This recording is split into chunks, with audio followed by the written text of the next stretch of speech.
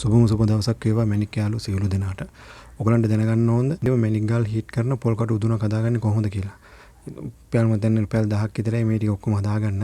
මම රත්නපුරේ මේක විකුණන්නේ පැල් 5000 6000 7000 8000 වගේ තියෙනවා. 10000ට විකුණන මේ පොල් කටු උදුන හදලා දෙනවා. නමුත් මම ඔයගලන්ට කියලා දෙන්නම් නිවැරදි විදියට පොල් කටු උදුනක් ගල් පුච්චන පොල් කටු උදුනක් හදාගන්නේ කොහොමද කියලා. ඔය මේ මගේ උදුන මේක.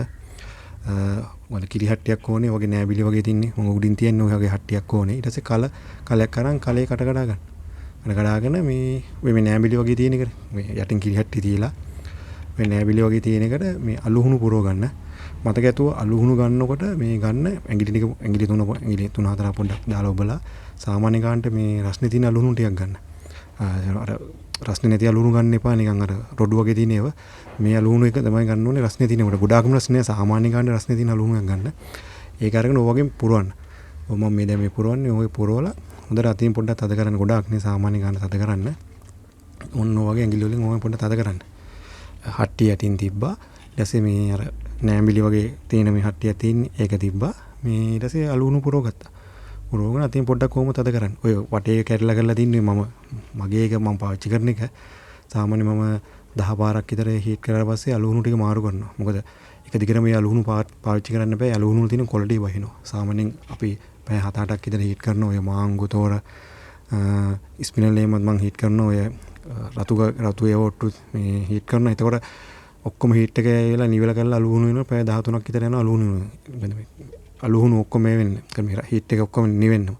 එතකොට අලුහුණු වල තියෙන ක්වොලිටි වහිනවා. ඊට පස්සේ ඒකින්ද තමයි මම 10 පාරකට තමයි සාමාන්‍ය හීට් කරන්නේ. ඊට පස්සේ මම අලුහුණු ටික අයින් කළා ආයිත් අලුහුණු පුරවනවා. ඒ පුරවන ගමන් තමයි මම ඔයගලන්ට මේ නිවැරදි මේ පොල් කඩු උදුනක් හදාගන්න නිවැරදි වීඩියෝ එකක් ගෙනාවේ. මම ওই පුරව ගන්නකොට අලුතෙන් අලුහුණු පුරවනකොට ඔය දැන් මැද්දේ මම තිබ්බේ කලකට තියලා මැද්දේ කලකටත් ඔහොම අලුහුණු පුරව ගන්න.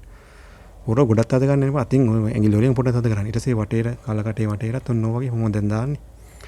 එන්නේ මේ වගේ අලුහුණු පුරව ගන්න වටේටම. ඒ කලකටේ අර කෑල්ල පේන්නේ තියෙන දාලා ඒකත් පොඩ්ඩක් තද කරගන්න. හෙල්ලෙන්නේ හිට පිට යන්නේ ඔන්න ඔගේ වටේ දාගන්න. දාලා ඒකත් තද කරගන්න. පොඩ්ඩක් ලාවට තද කරගන්න. ඔන්න ඕක තමයි නිවැරදිම පොල් කටු උදුන. පැල් 7-8 දා දීලා 5 දා දීලා 6 දා දීලා 10 දා දීලා ඕක ගන්න යන්න එපා කවුරුත්. මගේ විදිහ මම හිතන්නේ මේ වගේ වීඩියෝ එකක් මම හිතන්නේ කවුරුත් මම දාලා නැහැ මම හිතන විදිහට TikTok එක වගේ Facebook Instagram එකක්වත් YouTube එකක්වත් නැහැ මම හිතන්නේ. මම පළවෙනි වීඩියෝ එක වෙන්න ඕනේ මේක. ඔයගොල්ලෝ මේ විදිහට බලලා හදාලා ගෙදරදී හීට් කරන්න. මම ඊළඟ වීඩියෝ එකේදී අනිවාර්යෙන් ගේන්නම් කොහොමද මේ අර ගල් වලට ගල් මැද්දට තියලා හදාගෙන හුණු බදාමේ. ගල් මැද්දට තියලා අර හුණු ගුලියක් හදාගන්න එක. ඒකත් කවුරුත් දීලා නැහැ. ඒකේ රාස් ඔට්ටෝරුම ගේන්නම්. අනිවාර්යෙන් රාස් ඔට්ටෝරු ගේන්නම් ගල මැද්දට තියලා හුණු බදාමේ හදාගෙන ඔය පොල් කඩු මැද්දට තියලා අර ගුලිය හදාන දැකලා ඇතිනේ. මැනික් බිසස ඉන්න කට්ටිය. ඒ රාස් ඔට්ටෝරුත් මම ගේන්න ඒකත් ලේසි. ඊළඟ වීඩියෝ එක මම ගේන්න. එතකම් මේ පොල් කඩු උදුන ඔයගොල්ලන් හදලා තියාගෙන ටෙස්ට් කරලා බලන්න. ඔය තෝර කට්ට මාංගු ස්පිනල් පිට ඔට්ටු ඇතුල් ඔට්ටු රතු ගල් ගෙනලා මේ හීට් කරලා මෙතන තමන්ටම මේ පැය ගන්න හදාගන්න පුළුවන් තමන්ටම.